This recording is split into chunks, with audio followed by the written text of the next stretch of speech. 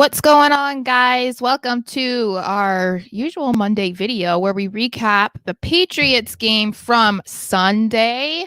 How are we feeling on this Victory Monday? It's always nice when we actually have a victory to celebrate because, it's been few and far between the last couple years. So, it's pretty nice when we get those victory videos, in the locker room after the game. I always love those. Those are my favorite.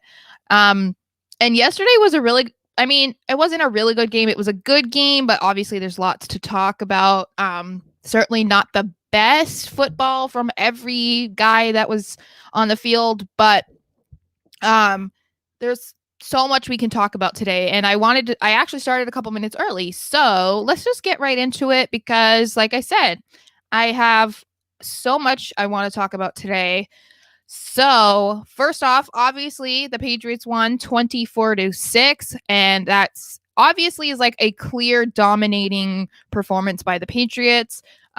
Just looking at the score, but breaking it down, I there's some areas where we're still seeing a little bit of trouble, like Mac Jones particularly did not play his best game yesterday, but it's kind of hard for me to criticize him or critique him too much because obviously he's a rookie. So these are the types of things that are going to happen, and we can't expect every single game to be phenomenal. It's not going to be a blowout the way that they blew out the Jets. So there were still some ball security issues in this game, which was a point of emphasis I talked about on Saturday as a pregame thing. A couple of things that I predicted would happen did happen.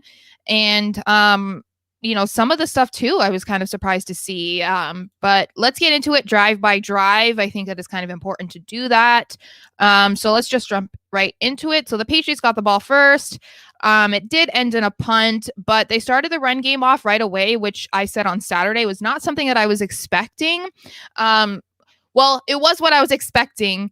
I thought that they would probably start with the run game just to kind of test the Panthers defense, specifically their defensive line, because they've been really tough this season and not allowing a lot of running yards. So, they started off with the run game on the first play. And that kind of didn't go great. They did convert on third down, but they started off really sloppy, as Faisal said. Lots of penalties by both teams in the first half, particularly the first quarter.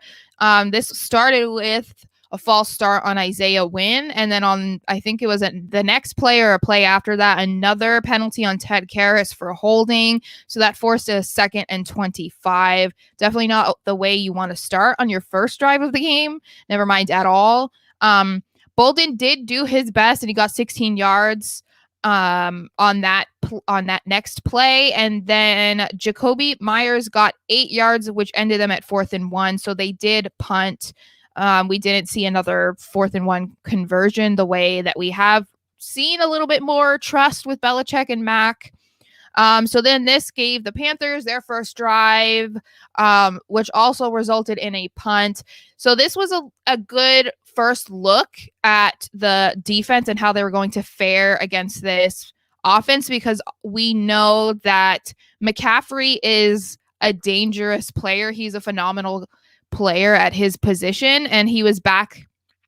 I think this wasn't his first week back. It was the last week. But as I said on Saturday, the last time that they played the Panthers was in 2017, which was McCaffrey's rookie season. So we hadn't really played them since he kind of became the CMC that we all talk about.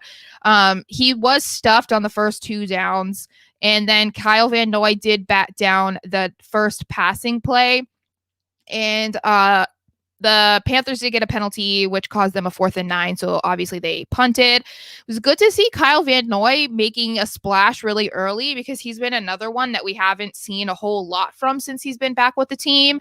So it was pretty promising to see that he was already making big plays early on. And it actually continued on in the rest of the game. The defense just played phenomenal in this game. The Patriots then took it over. Gunner had a great run back all the way to their own 40. And then, of course, the penalties continued with the Patriots getting a delay of game. And then this is where some of the trouble came. Jones was sacked by Hassan Reddick for -4 yards. But I believe he only was sacked for 3 times in this game. So still the offensive line is doing a lot better than they had been doing at the beginning of the season. So a huge improvement there. Stevenson was brought in on this play as well. They were using him a lot. So they did have JJ Taylor was a healthy scratch. I assume it was a healthy scratch. He wasn't in this game. So they used Stevenson a lot in this game, which I think was pretty exciting. Obviously, his ceiling seems pretty high. And the workload has predominantly been on Damian Harris. So I think that they need to spread it out. And that's exactly what I thought was going to happen in this game, particularly with Brandon Bolden, which we saw a lot from him. And a lot of people, I think, were kind of eating their words a bit because, Bolden hasn't been a favorite among a lot of people, but he's playing really well this year despite sitting out last year. So that is pretty nice, especially when we're dealing with injuries. And obviously there were injuries in this game as well, which we'll get into later on. So Stevenson, as I said, he ran for 12 yards to make it a 3rd and 7. Hunter Henry then flipped that for a 12-yard run over AJ Bouye, which I wanted to mention particularly, specifically, whatever, because I keep using the same words. It was over AJ Bouye because we want to talk about the Panthers secondary. Their defense as a whole has been getting a lot of praise, but Gilmore being back, that's been kind of the main focus, but we have to remember Bouye is also a good secondary guy. So I loved seeing Hunter blow him up for 12 yards. The next pass was batted down. That was intended for Myers. Then there was another penalty because we can't get away from them in this game on Hunter Henry for a false start, which forced the punt. So the Panthers' second drive also resulted in a punt. So a great beginning to this game. It gets even better on the next Patriots drive, but definitely not what I was expecting to see from the beginning of this game. I wasn't, I guess, as surprised about the Patriots. I was a little bit more surprised by the Panthers just because, they have McCaffrey, DJ Moore, who's having a great year as well. Thankfully, he didn't revert back to the DJ Moore that we all have known and loved on our fantasy teams at the beginning of the year. I was worried about that a little bit, but thankfully he was shut down for most of the game. But I guess when you have Sam Darnold as your quarterback, I guess I should have expected that a little bit more. So their next drive resulted in a punt. There was a pass on 2nd and 8 to DJ Moore, he did beat Jalen Mills for 13 yards. Then this is where the penalties start picking up as well for the Panthers. They were penalized for a false start. Darnold did fumble, so this was another thing for them. They had some serious ball security issues in this game too. Thankfully, it wasn't just the Patriots because that would have been a complete disaster. Darnold did fumble, but he recovered it. Then he threw an incompletion, which then resulted in a penalty for intentional grounding and then a punt. So the Patriots get a third shot in this first half, and it's still a tied 0-0 game. On this drive, this was where the issue started with the Patriots as well. Jones was sacked for -9 yards by Brian Burns, who beat by Isaiah Wynn and Hunter Henry, who looked like there was some sort of confusion there. I don't know exactly who to blame for this sack. It's kind of hard to say. It looked like maybe Isaiah Wynn thought that Henry had the situation covered, and that's why Wynn was just kind of like out there with nobody, which resulted in a huge sack on Mac. And this is where the controversy has been circling around the internet today, where Mac actually was trying to pull Burns down on that play, and he clarified it on his radio show this morning, or his radio appearance this morning, saying that he didn't know who got the fumble. He assumed it was Burns because that's who sacked him, and that was why he was pulling on his leg. Burns did go out after that play, claiming to have some sort of ankle injury or whatnot, but I believe he came back in like a few plays later, like he was totally fine. So it's hard to say if it was a dirty play. I don't think it was a dirty play. I don't think he didn't put the Kurt ankle lock on him. If you get that reference, let me know. But yeah, that didn't happen. There was nothing mischievous about it, in my opinion. You see it all the time where they're trying to pull a guy down, and if all they have right now is their leg, then they pull their leg. And Mac's explanation seemed to make sense to me. I didn't really see it being an issue, but the internet wants to make it a big issue, to the point of now the NFL is apparently investigating Mac.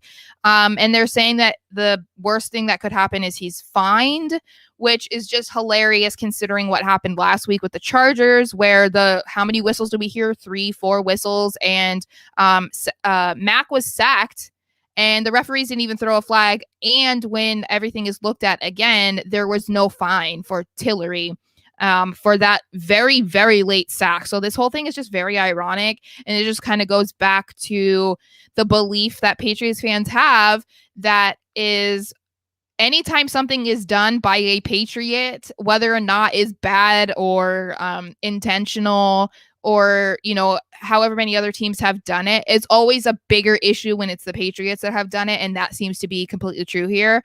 Especially the Chargers, there was nothing there.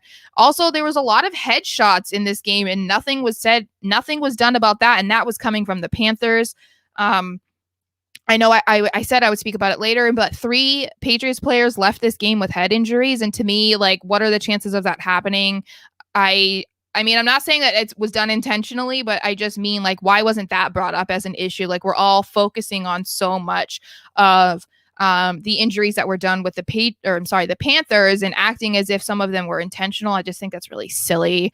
But anyway, and I wanted to talk about this really quickly. This was from ESPN Stats Info on Twitter. Mike Reese always tweets out some of these great stats, so thank you. It says the Patriots have already had 4 accepted penalties against them. This was for the game yesterday, and there's still 5 minutes left in the first quarter, which is huge. It's their most first quarter penalty since 2017, when they had 5 penalties against them in the first all season entering the day. So we've talked about this all this year. It was kind of an issue last year as well, seeing all of these penalties, and they're careless penalties, with the false starts and whatnot. The holding thing, I feel like, it just depends on who is the referee at that point, because obviously we talked about a million times how often Matt Judon is held. I even tweeted out a photo that someone made a collage of 4 different times from 4 different games where Judon is being held by the neck, and there was never a flag. So I feel like with holding, it just depends on the day. It depends on the referee. It's never a consistent penalty called. So those are just kind of silly, but false starts, ridiculous, obviously, which happened a handful of times in this game. And we know from this season, they also have had to call timeouts for 12 men on the field. So it's just, it's silly mistakes that need to be really cleaned up. So, let's see. Ertz says, was not a dirty play. People are getting carried away because they have something they can turn into an issue. Most likely it's an issue for the people that hate the Patriots. That's what I was seeing. I was seeing a lot of Panthers fans complain about it, understandably so, just because I even said to one of my frenemies on Twitter, who's a Chiefs fan, that we kind of just go back and forth a lot. He said that originally when he saw the play, he was really mad about it. But then once he actually sat back and watched it, he realized that it wasn't a dirty play.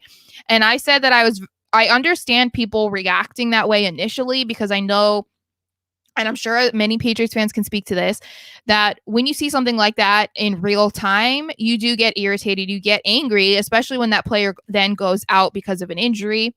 But then once you actually sit back and watch it, then you can kind of understand that it isn't as bad as it initially looked.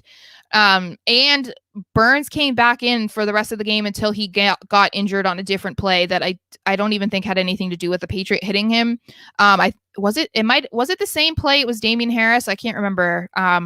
But anyway, yeah, it definitely wasn't dirty. McCracken says the same thing, not even close to dirty. Grab whatever you can and bring him down or until someone can help tackle him. And I didn't see, like, he didn't twist his ankle. As I said, it was like pulling on it.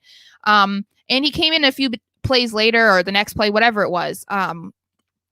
So, I mean, if it was that serious, then he wouldn't have been able to play. We've seen it a million times in games. It was nothing that big of a deal.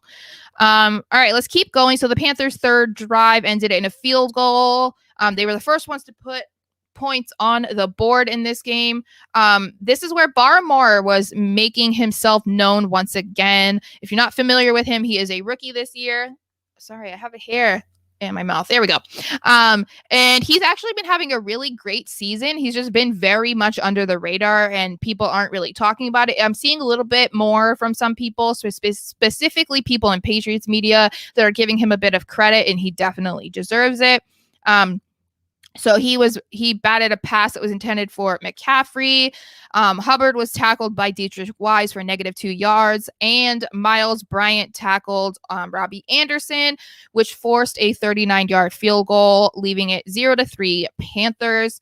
The Patriots then took over on a fourth drive, resulting in 8 plays, 75 yards, and 4 minutes, 4 seconds. This was a touchdown. This was when Gunnar had gotten hit pretty hard in the head. I really don't know who it was. Again, nothing was flagged. It sounded really bad though. You could just tell that someone got hit in the head. It sounded like very loud. So he was taken out of the game at that point and did not return. He left with a head injury. I don't believe we've gotten any updates on him. He looked a little bit woozy when he got up, so it's completely possible that he did get a concussion, but I don't believe Belichick even said anything about it this morning, so I am not sure on that. There was a short pass from Jones to Stevenson, who ran it for 41 yards, and then he was used on the next 3 plays, and Damian Harris got a 1-yard touchdown, making it his 5th straight game with a rushing touchdown, which is the longest streak by a Patriots player since LeGarrette Blount in 2016, who also had 5 straight. Stevenson also had 62 yards on 4 consecutive plays after this drive. This was started to be a season high for him. He was being involved in both the passing and the running game, and I definitely emphasized that on my stream or my video on Saturday. That they definitely needed to do that. Since we haven't been seeing a lot of fiery plays, I guess if you want to call it, from the receivers. So I liked the involvement of Stevenson. He seems to be reliable in both spots. So the next Panthers drive is the 4th drive. I actually wrote boring, and it resulted in another punt. So there's that. The Patriots' 5th drive was another ball security issue. It was an interception. Jacoby Myers came in for the punt returns. That was obviously for Gunnar, but I think I was a little bit surprised about it being Jacoby, but it is what it is. Jones' first pass was a bad throw. It was an interception by Gilmore at New England's 47, returned for 13 yards, and he was actually tackled by Jones. He was brought down by Jones. So, I mean, this is the thing, going back to that play where he was trying to stop Burns. Obviously, Jones knows he messed up, and he's still trying to end the play that was his mistake. So I had a feeling that this was going to happen with Gilmore. I guess he said before the game that he had some extra motivation to play really well in this game against his former team in the Patriots, and he had only been in for 5 snaps. And he was on Jacoby Myers, which isn't surprising that he then caught an interception that was meant for Myers. And he already got an interception. So it's the same thing that happened last week. He was in for very few snaps and got an interception. So he's on a roll. 2 interceptions in 2 games and a handful of snaps. I don't know how many exactly he's played, but he's back to the normal Gilmore that we all know and love and wished was still on the Patriots. So, at least I do. So this gave the Panthers a 5th drive, which resulted in a field goal. It started with a penalty on Carolina for unsportsmanlike conduct, which forced a 2nd and 23. Hightower had a near sack on the 2nd down play, which was good to see. He's kind of been not like a problem player, but he's not really playing the way that we're used to seeing Hightower play. I've noticed he's kind of slow. I don't know if you guys agree, but I have not loved what we've seen from Hightower this year. I don't know if it's because of having last year off where he opted out for the year. Maybe he just needs more time. I don't know, but we are halfway through the season, and I was kind of hoping to see a little bit better production from Hightower. So this was cool to see that it was almost there, but it didn't happen. It did have a 49-yard field goal making the score 7-6 Patriots. From Jeff Howe, the Patriots, he said the Patriots' 2 giveaways in the Panthers' territory have led to 6 points. The Panthers have a 2-0 lead in the turnover battle. This season, the Patriots are 3-0 when they win the turnover battle, 1-3 when they lose it, and 0-1 when it's a draw. Obviously, that is an interesting statistic, but we know how the game ended. And we know that it's been an issue this year with ball security. We just ended up being lucky in this game to be against Sam Darnold, who sees ghosts. So we ended up being okay because he played terribly. So the Patriots got the ball right before halftime, which ended in another touchdown, 10 plays, 75 yards, 4 minutes, 4 seconds. There was a deep pass to Bolden for 28 yards, another false start penalty, this time on Jacoby Myers, which then forced a 1st and 15. Bolden was used a lot on this drive in both the run and pass game, which I assumed we would see. And it was good because we need that consistency from someone like a Bolden. So it was good to see. Bolden has bounced back from the beginning of the year. He just needed that time to warm up, I guess. That's what I was hoping to see from Hightower, but, we're here. This is when we got a 7-yard touchdown from Hunter Henry, making it 14-6 Patriots going into halftime. It is the 5th touchdown in the last 6 games for Hunter Henry. And that touchdown was the 6th touchdown that Jones has thrown to a tight end this season, which is tied in the NFL for the most with Josh Allen, Patrick Mahomes, and Carson Wentz. I am glad to see that they're incorporating the tight ends more. Obviously, it seems like they favor Hunter Henry over Jonnu Smith, but Jonnu did get injured in this game. I don't remember exactly when, but maybe that's an issue. Henry just seems to be more of a consistent threat. So I'm assuming that they're probably going to keep going with him. So into halftime, the Patriots had Jones as 11 of 13, for 121 yards, 1 touchdown, 1 interception. The Patriots running backs had 5 receptions for 74 yards.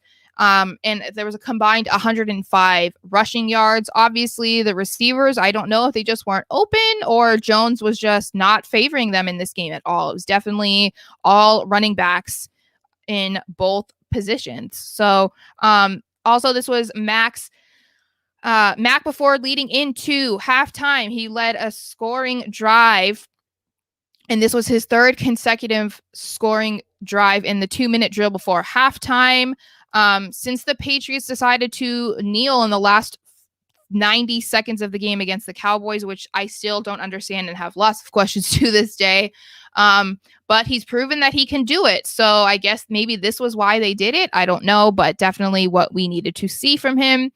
The Panthers got the ball right after the half, and it resulted in a punt with loss of pressure from the New England defense.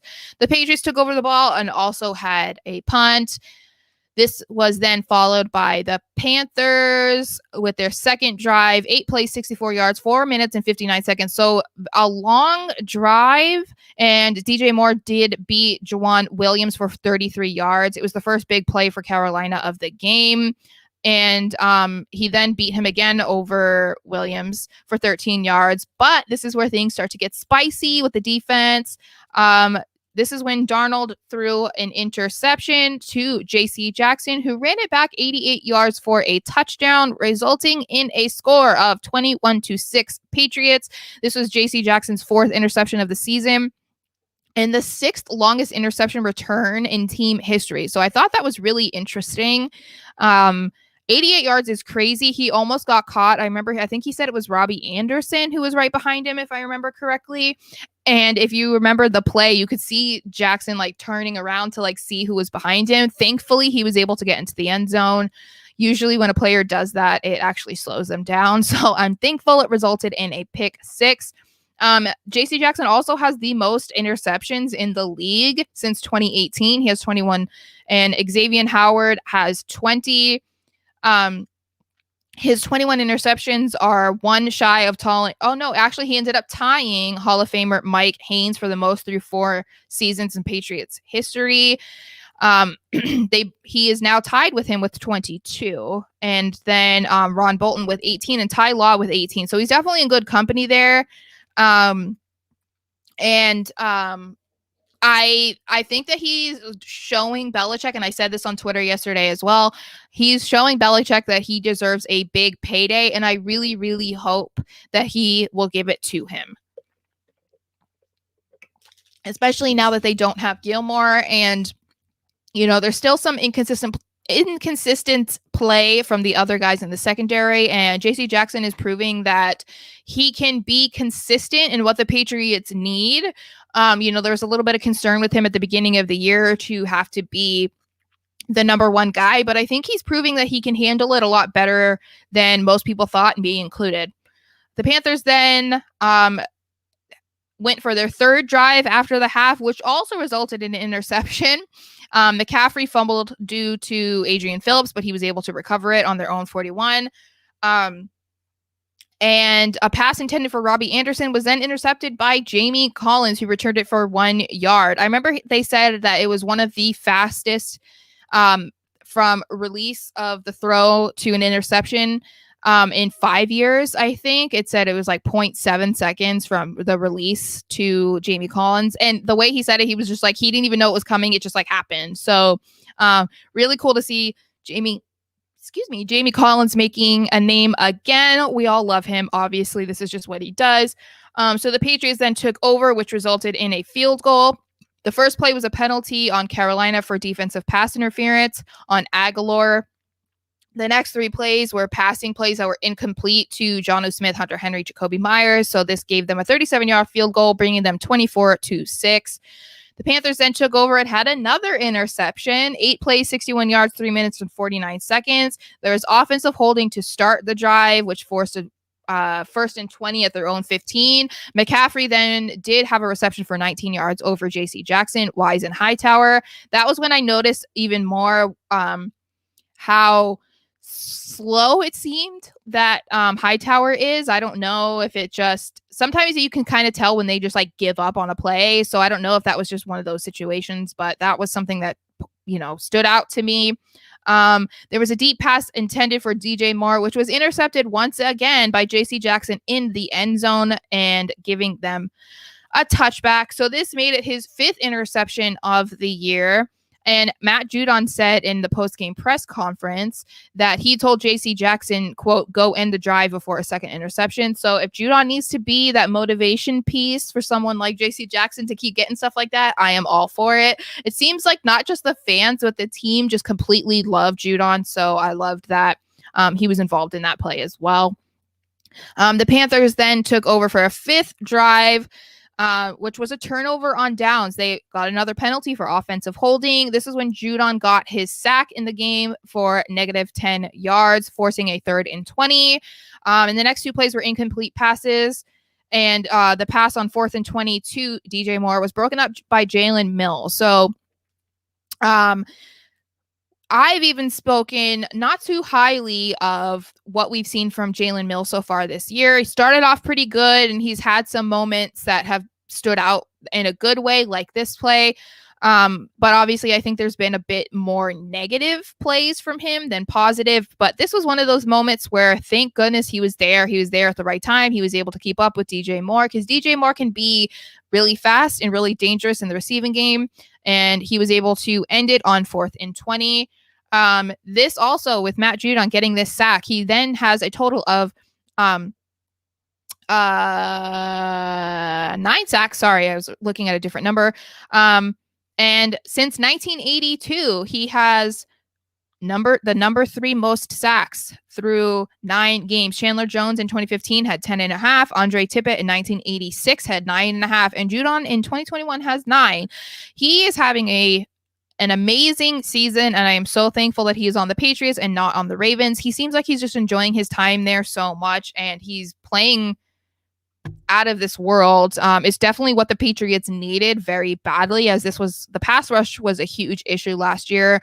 It's not the most amazing this season either, but it's definitely improved, and it's getting a lot better. And with Judon leading the way, I love to see it. And this is when the game finally came to a close. The Patriots took over. Brian Hoyer came in at quarterback. There were 3 running plays with Bolden to get them a first down and allowed them to take knees to end the game. So the Patriots are over 500 for the first time since week 3 of 2020. Obviously, we know that they beat the Raiders, then they lost the Seahawks, and then week 3, I think, was the Dolphins. So they were 2-1. And this is their first 3-game winning streak since the Patriots won 8 straight in 2019 to start the year. I feel like when we talk about 2019, it feels like so long ago, because it just feels like Brady's been gone for so long. Also, this game, the Patriots have outscored their opponents 105-40 in the last 3 games. Obviously, a huge chunk of that did come from the complete demolition of the New York Jets. And there was a season high of running yards in this game with 151. The Patriots are actually, over the last 3 weeks as well, have the 3rd most rushing yards in the NFL with 441. We might see a dip in that because we don't know how Damian Harris is doing. Obviously, he left the game with a head injury too. Ramondre Stevenson left with a head injury. That leaves basically only Brandon Bolden.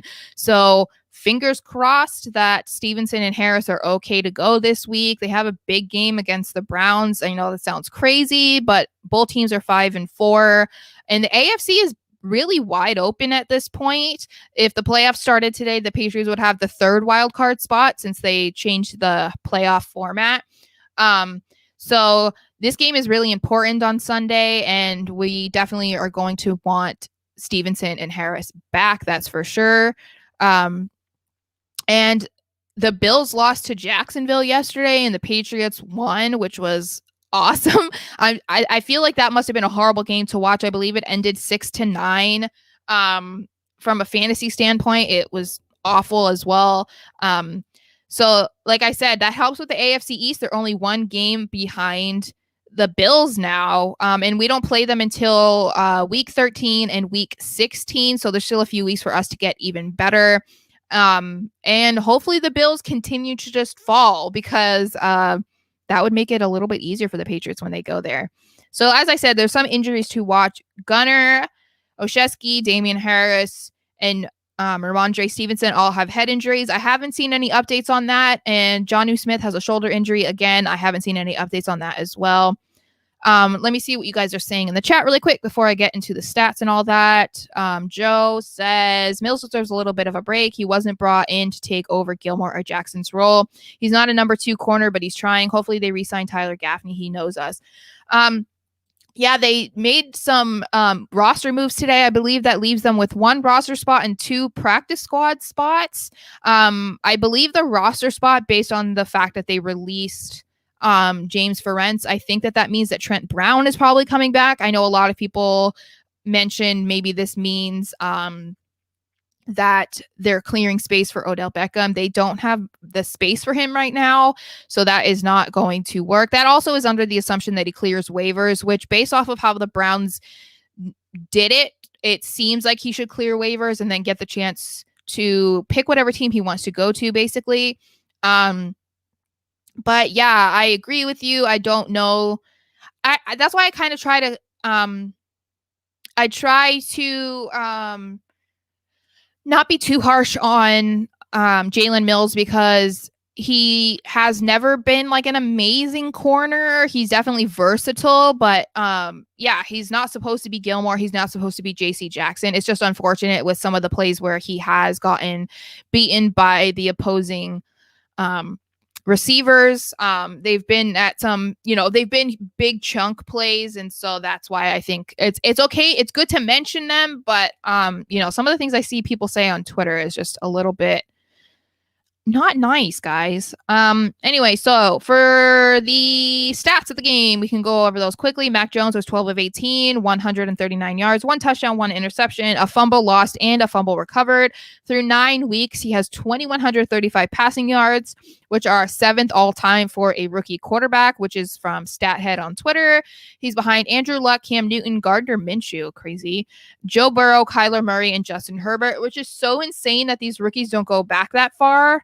Andrew Luck and Cam Newton are back a ways, but the other 1, 2, 3, 4 are from like the last 3 years. So that's crazy. And his 204 completions through 9 weeks are 2nd all time behind Joe Burrow. As far as comparing him to the rest of the rookie quarterbacks, we are #blessed that the Patriots are able to snag Mac at number 15, and it kind of makes you laugh a little bit at the other teams who were rumored to have been interested in him but decided to go with someone else. And then the narrative about Mac and how good he actually was kept changing, because then once the Patriots became interested, or seemingly the probable landing spot for him, then it was all like questioning if he was that good. As far as Mac goes compared to everyone else, he has the best completion percentage with 68.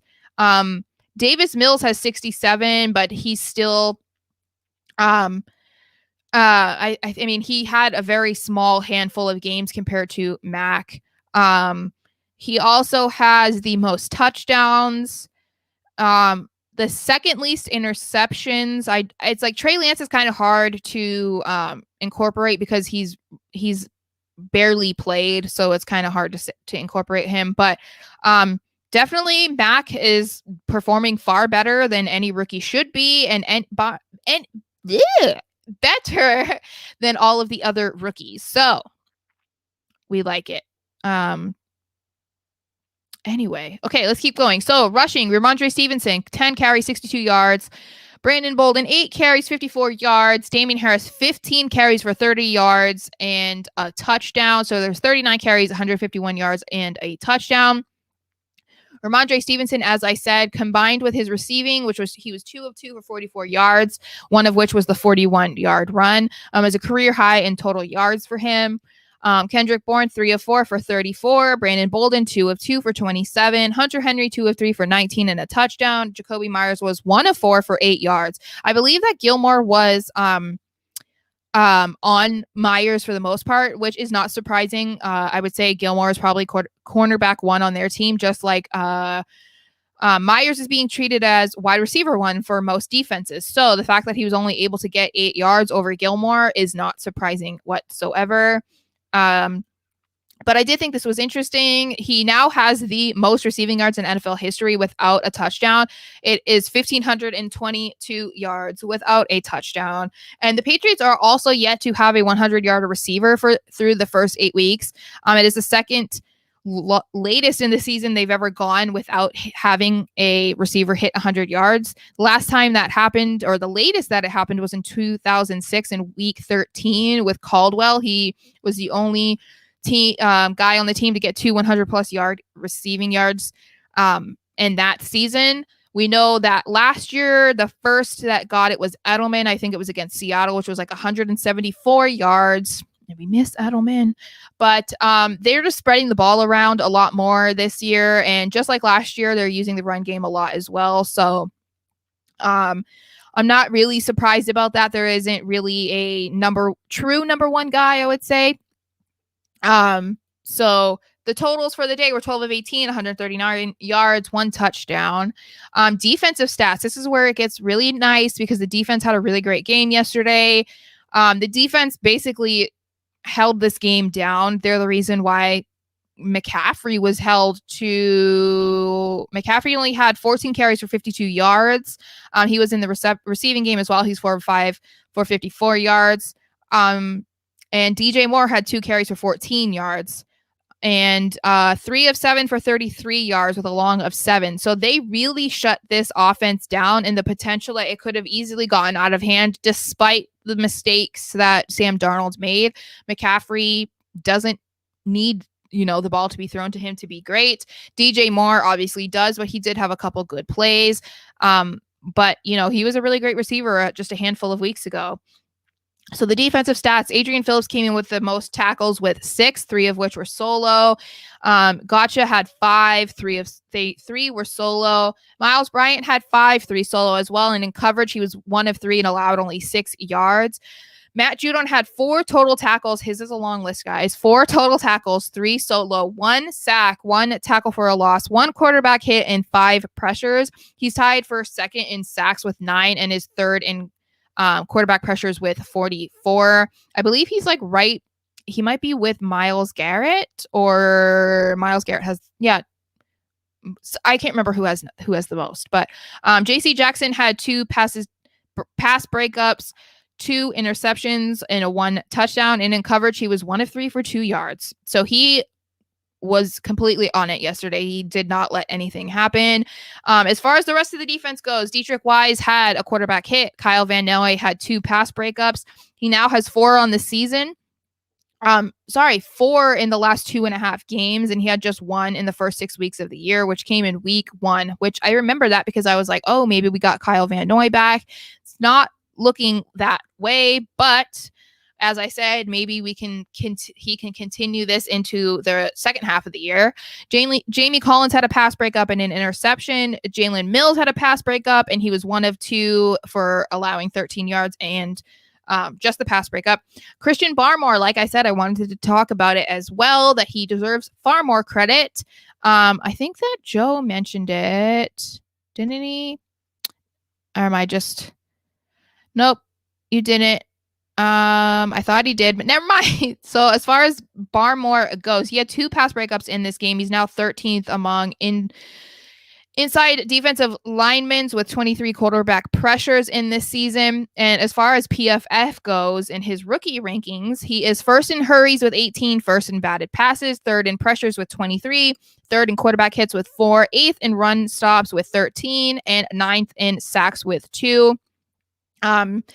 In total, the defense had 58 tackles, 35 solo, 1 sack, 3 tackles for a loss, 8 pass breakups, 3 quarterback hits, 1 interception, and 1 touchdown. So they did their job. That's exactly what we needed them to do. And they haven't allowed more than 24 points in the entire season. In the regulation, we want to forget the problem in the overtime game against the Cowboys.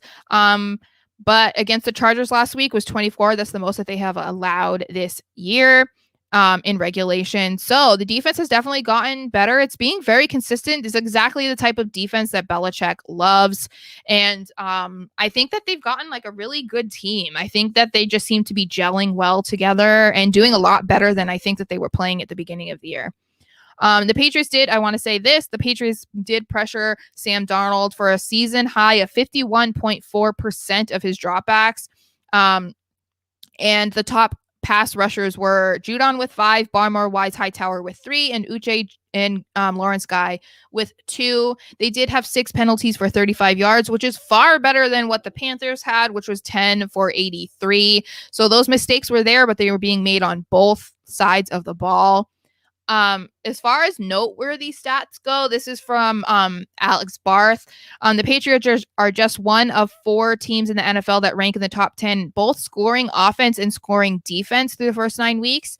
The Cardinals are number 2 in offense, 3 in defense. The Bills are fourth offense, 1st defense. Rams 5th offense, 10th defense, and the Patriots are 10th offense and 4th defense. So the defense is still exactly what we needed them to be, and it seems like it's just going to get better. The offensive line is definitely getting better as well. We talked about that a lot on the channel at the beginning of the year, where they were just not able to keep Mac Jones on his feet. They've definitely gotten a lot better.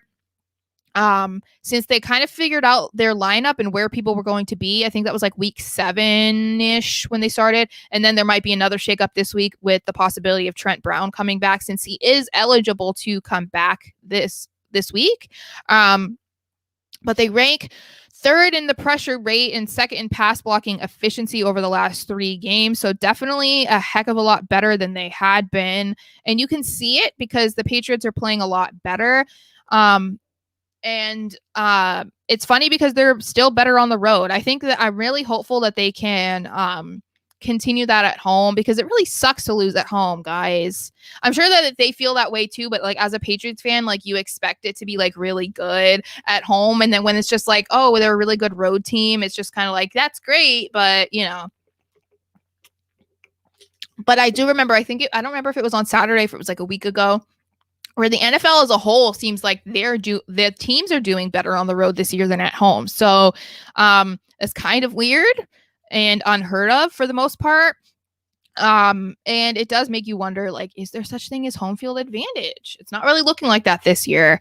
And if you guys have any questions, just let me know, or I'm going to end this. I know I feel like I spoke really fast, but I have things to do. I have to go and stream with my friend Pat Pitts on his channel.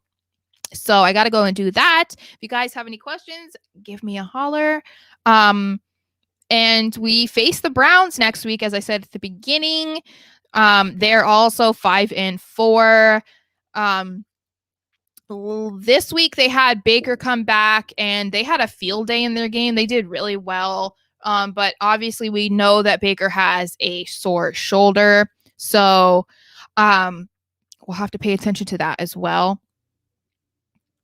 Joe says, which is the stronger emotion, a loss on the road or a win on the road? A loss.